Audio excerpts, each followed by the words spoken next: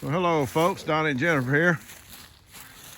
We're gonna go for a walk on the homestead. We haven't walked in the woods and to the back side of the property in a while. I thought we'd bring you along a little bit. And you can see our chicken enclosure up here a little bit. And we just took some netting, put in a pretty good size area, trying to make the yard not get so tore up from the chickens. And we've cut these paths with the bush hog, and it's worked so far. It's just some netting with some simple little posts, and they got a bunch of area to scratch around in. They seem to like it so far. It's working well, so we kind of cut this little pathway around here.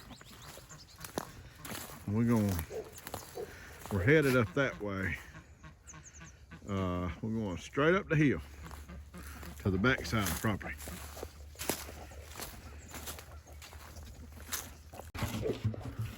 I want you to look at all the wild onions here. There's a ton of them on the ground here. This is a section of our property that up to last year was pretty grown up, and we paid a guy to come out with a excavator and push some stuff out of the way, so we're trying to get it to kind of regenerate back a little bit.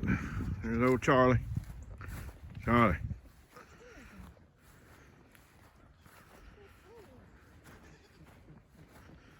We're gonna go on up to the top. We've showed y'all this before, but this is where our culvert had washed out. See, Jennifer's got her elderberries marked.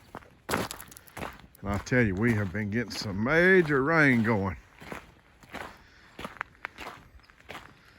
Major rain.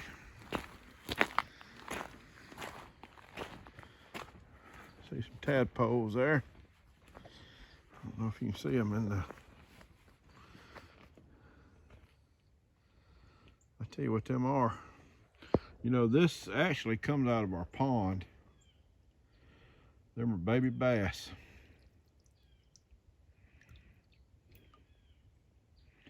I need to get down there, fish them out, take them back up the pond, put them in. But them are baby bass, believe it or not. You remember, this is what happened when the rain washed through. And that's where we're going, straight up the path.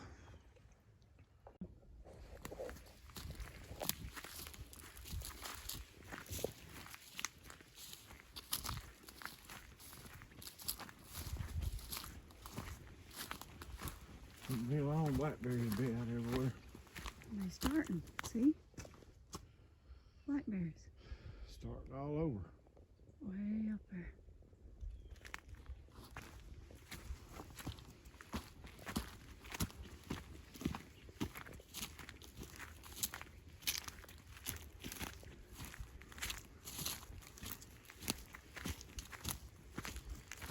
It's full of them.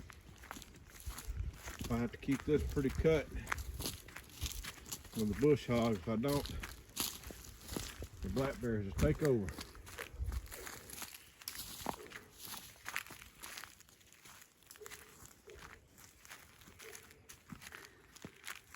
I don't know if you can see. So this is a very nice flat spot. This is probably, I don't know, a couple of acres up here on this side. Nice and flat, and I've got it cut back some. And at one time we contemplating putting a house up here. Did a lot of infrastructure work.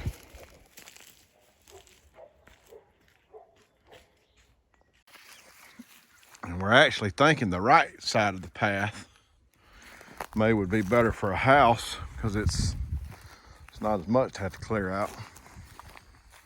It's a little bit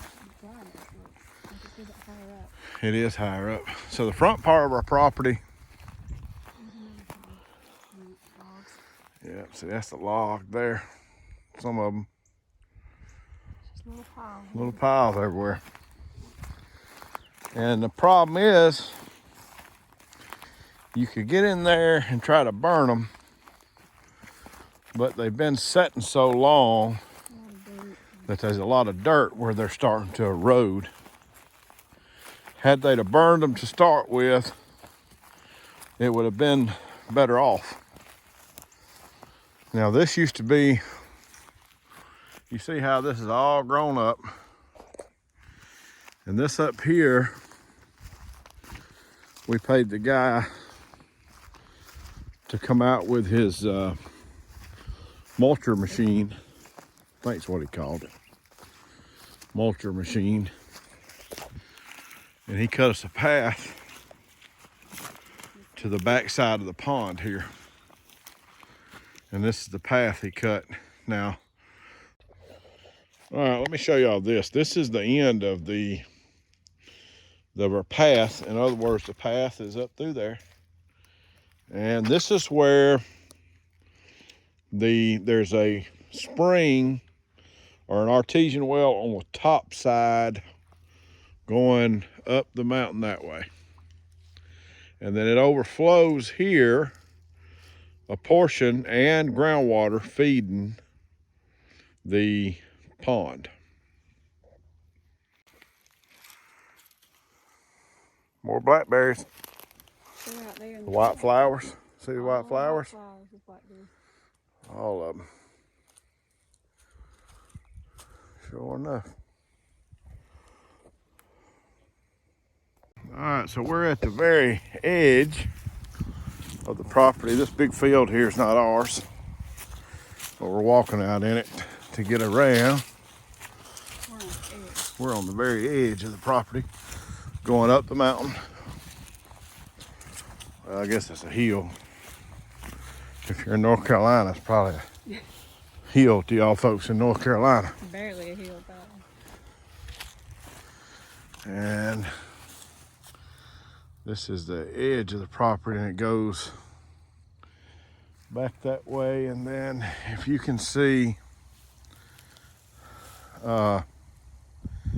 this big field is not ours, but you may recognize the shed way over yonder. That is ours. So our property picks up on the far side and makes almost like an L.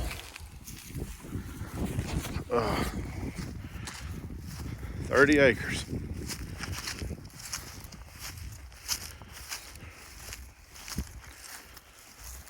And this is the very tip top. And Annabeth told us that she found a pecan up here. And that's what we've come to try to investigate, to see if we could get fortunate enough and there'd be a pecan tree somewhere.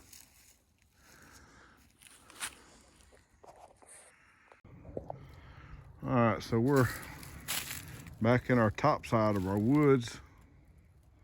It's gonna be hard to find the tree right now because the leaves aren't on it yet. So we're gonna go through here and show you I don't know if we call it the mountain pond. Look at that little cedar tree there.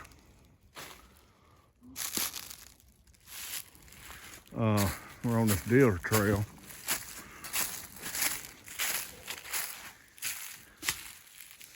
And this hadn't had anything done to it. That may be it sure does look like a deer scrape. We know there's some bucks in here. I'm not an avid hunter, but we've caught some on the game camera. You can tell these are pretty thick woods here. There's some, that looks like deer poop. I don't know, that's probably rat poop. It's awful small to be deer poop. Huh? Mm-hmm. And we're slowly trying to identify all the various types of leaves and trees and all that stuff. I'm getting pretty good at identifying. Listen.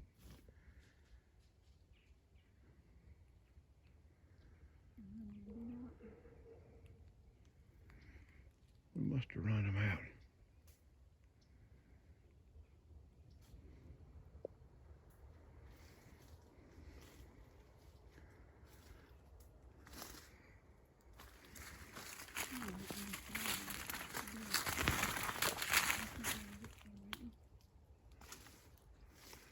Yep. Now this is the backside of our property. And actually the property directly behind our property belongs to the old Methodist church. And which is good, because they won't never use it because they don't have church there anymore. It's old, I think it started in the 1800s. And we're gonna take you and show you the mountain pond.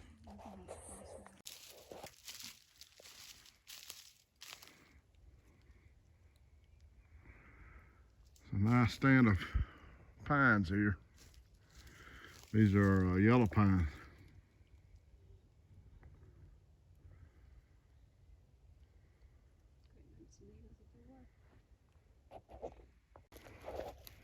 All right, so it don't look like much, and we're gonna get closer so you can see it. But this, I know it's hard to see. This down there and there is the mountain pond. So we're gonna go in here and take a look. Now this is what we believe to be a possibly artesian well, but we've talked to some people whose grandfather owned the land, and he used to raise catfish in this pond and then transplant them to the bigger pond, according to them. We have found a ton of these ferns on the property. They're all over in the creek valleys. The ones down by our house are bigger. Are bigger, broader leaves. Mm-hmm. The water's just running now. Isn't it amazing? The Lord has a plan for everything. He's got a plan for which way water is to go. Plan for everything. Runoff from the mountaintop. Got quite a runoff here. Feeding down to the spring. Can't really tell how big it is, but it's pretty good size. Lengthwise, not widthwise. See it trickling down through there. I bet you something does live in that hole. Maybe it'll stay in there.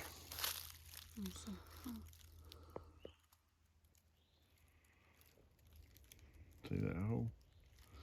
Maybe a fox or a rabbit. Rattlesnake, who knows? Oh. Yeah, Jennifer and I don't really go out for dates, or out to eat rather. We just come explore the woods. It's much funner anyway. So this is the upper pond. And I mean, as you can see, it's not near as big as the lower pond. It's only about, I'm gonna say it's probably 100 foot wide by 100 foot long. And according to this man's grandchildren, this is where he captured his catfish, or raises catfish. Now, of course, it's been a long time and there's trees in it, and I have not seen this dried all the way up, but now when we and Jennifer and I first found it, it was very, very low. And this sets higher than the main pond. So theoretically, it's a step down. This is the high pond, and then on down is the smaller pond. And we need to do some clearing, because I'd be interested to see if there's any catfish left. I kind of would doubt it up here, but I do believe there's some left down below in the big pond. You can see the little creek feeds it, and it's got, you know, it's got runoff that feeds it, but it's also, I think, some sort of a spring or something. Because I know that our pond, we've seen it in the driest conditions possible, and it does dry up, but not to the extent that there wouldn't be having to be something feeding it. I didn't say it right. You said our pond dries up. Our pond gets lower, but it don't dry completely up, is what I meant.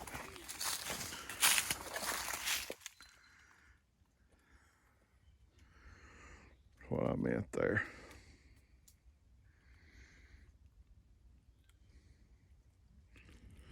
But you could definitely, I mean, I see a pipe over there. There's no telling what could be in here. It may not be anything in here, but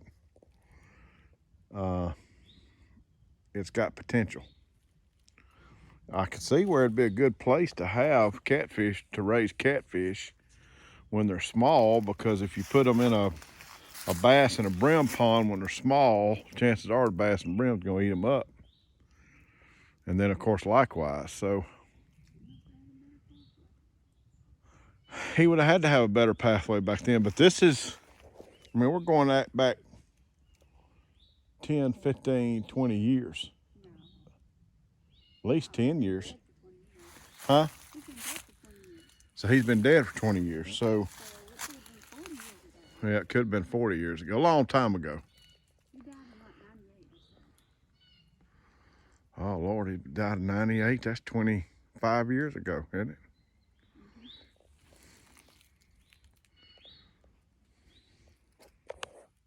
I can't see that water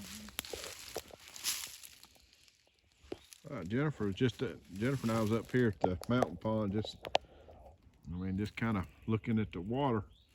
And I said, what happens if I throw some gum in there? And there's fish in here, folks. You may not have seen that. And we did not know that. This is a new discovery on our place here. Did you see it?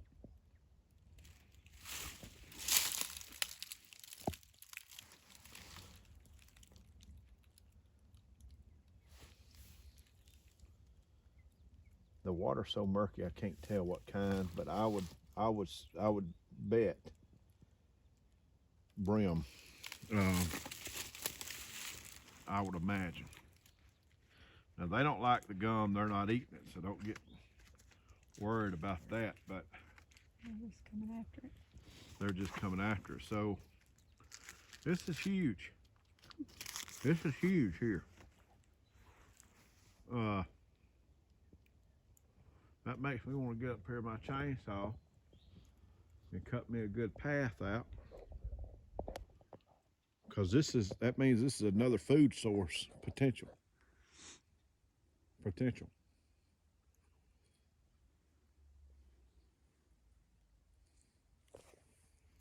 wish I could tell what kind of fish they are. I just can't see them that well.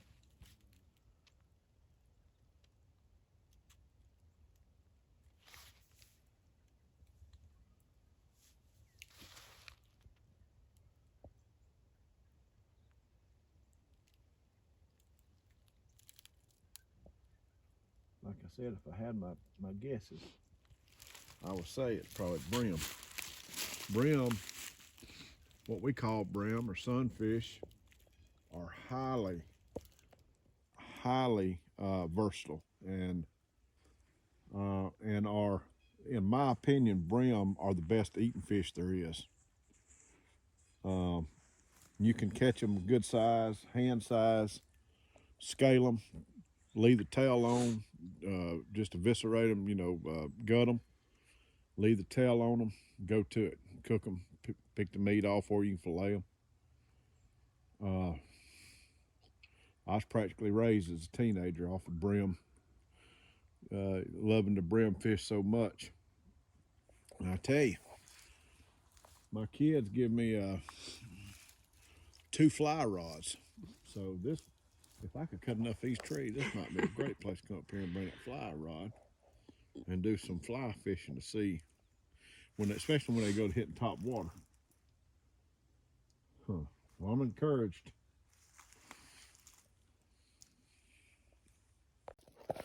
Now earlier, when we came across and we told you we hired a guy to cut some stuff, we were on the back side down there.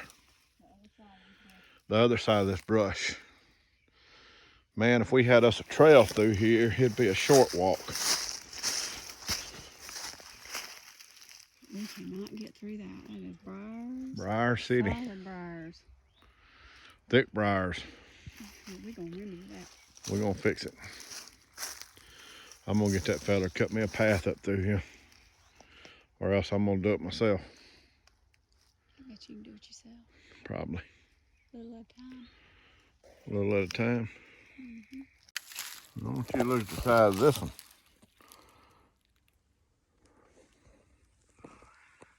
Oh, doggone. Oh, way up there. Oh. And then something lives in the Something bottom. lives in the bottom.